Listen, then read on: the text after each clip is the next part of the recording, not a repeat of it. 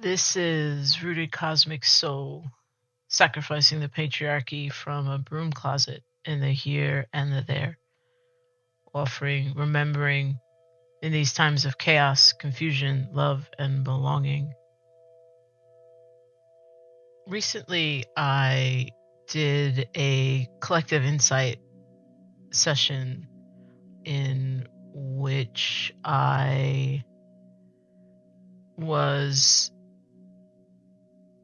channeling the mothers, and it was very recent, right? So it's during this time of Neptune and Pisces energy. And one of the things that became really clear for me as I was conveying the story being told to me, to you, was for the first time this really clear realization of my own path and like who a core group of my audience likely is. And that is beings who have been on a very clear healing journey for the past I was about to say few years, but that's my own experience, but because time is relative, right? So, but have really been on a really clear healing journey that is about stepping into, with great understanding and reverence, our shadow selves to engage in some really deep level healing that is very specific to the divine feminine. So I know that on YouTube for the past few years, I feel like there's been this misunderstanding and misuse of the divine feminine term, and it's been co-opted by the twin flame fiasco and this idea of the divine feminine really getting mixed up with the way that Western society uses gender representation, femininity, masculinity to control us. So I want to be really clear that that is not what I'm talking about, particularly in this moment this clarity that I had about a very clear group of us who are ascending, who are awakening to the clarity of our connection to our divinity, specifically to the divine feminine, right? And so that might mean some really beautiful work around healing the divine masculine within us, which is part of my work. I really think it's part of all of our paths and journeys because of the toxic masculine power over patriarchy structure that is overrunning the planet at the moment.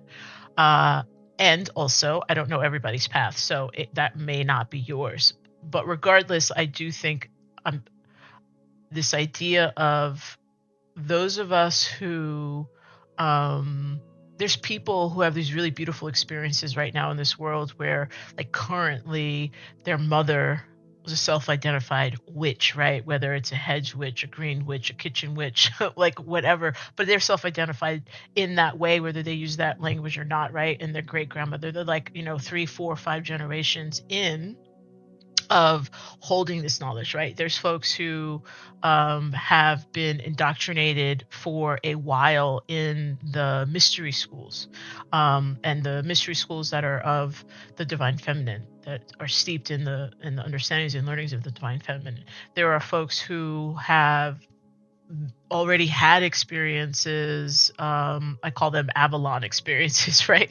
Like, I'm a reader and a writer, so I think of like the mystics of is it the Mystics of Avalon? No, wait, the Mists of Avalon. Very famous, pretty old book. If you're into druids and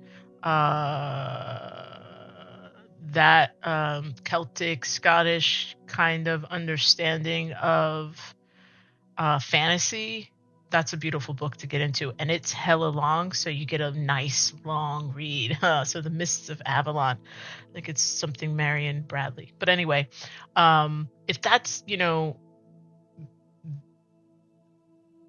those are beautiful experiences, and I feel like those are the experiences that have been holding us down, not down as in bad, but rooting us for when the rest of us would awaken, right? And because I still think it's in waves, and they're like our elder wave, our grounded, like we needed them so that when the rest of us, the next level of us, would begin to awaken or ascend or do the healing, we had something to draw on and from. We had people that we could go to. We had knowledge that we could sift and find.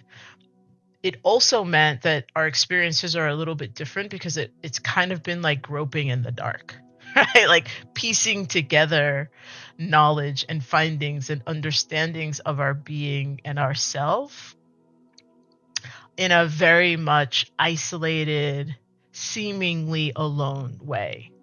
I used to say when I was deep in my healing process, like my initial healing process of healing deep root chakra, sacral chakra wounds of this lifetime from my paternal and maternal lineage, I used to say to my therapist at the time, I'm alone. I'm alone. I'm so alone. And, and she was beautiful and wonderful, and she'd helped me move through that. And then finally we got to this place where I had this really clear epiphany that I was alone in terms of humans. Like I had self-isolated. I was out in the desert by myself, just me and my dog, only interacting when I needed to go to the dog park or shop for food. Outside of that, I was in my own sort of healing bubble, which held a lot of grief, a lot of sadness, a lot of questioning. And then there was a point where I realized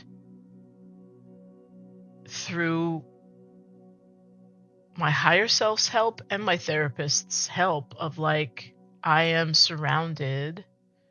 not alone.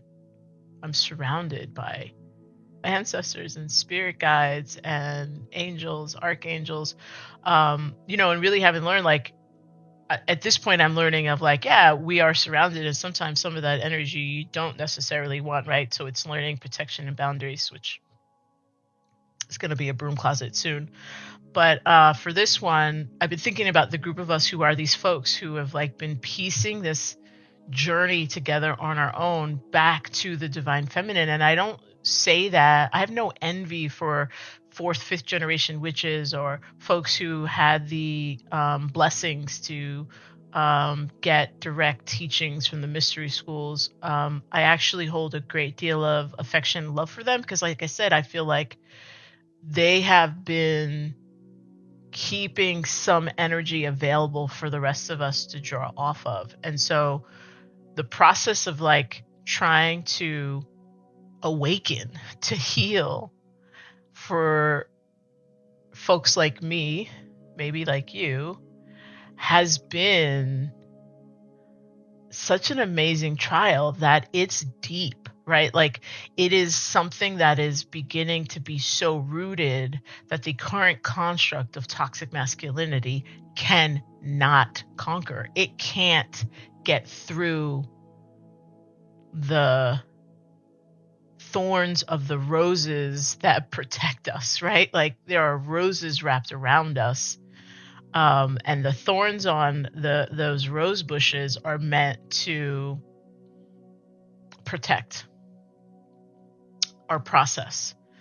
And this came up, it came up in that reading, but I also was having a conversation with a dear friend, and she was sharing with me something that occurred for her, and it reminded me of the very first time I consciously, from my mind's eye, could see a spirit guide arrive for me. And I knew almost immediately that it was the energy of Mary Magdalene. The love that she was holding for me was so profound. It was so thick. It was almost like water rushing over me.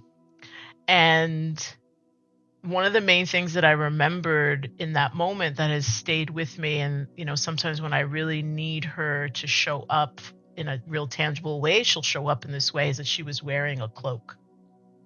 And my friend that I was in a conversation with had a very similar experience of experiencing divine feminine energy, and one of the ways it showed up was this cloak. And so it made me think of there's a book that was turned into the film called The Spook Who Sat by the Door. So Google it. But it makes me think of very similarly that this group of us who are ascending and awakening in this moment, we are the cloak sitting by the door. The divine feminine energy awakening that is interested in understanding, learning, remembering why we came here, why we choose to connect with ourselves, with each other, and with the earth. I, for one, am so grateful for remembering this, for sensing and feeling you, for knowing that I am not alone. We are not alone. This may all feel really new. Just remember, it is also very ancient. It is of the I, and it is of the we. I thank you for continuing to walk your journey of awakening, of ascending. I know that the learnings and the integration at times can just feel overwhelming, can feel like, WTF? Really? Really think I can hold more? And we hold more, and we keep deepening. And in that deepening, in the womb of the divine feminine, we are rising and ascending. So thank you. Thank you. Thank you.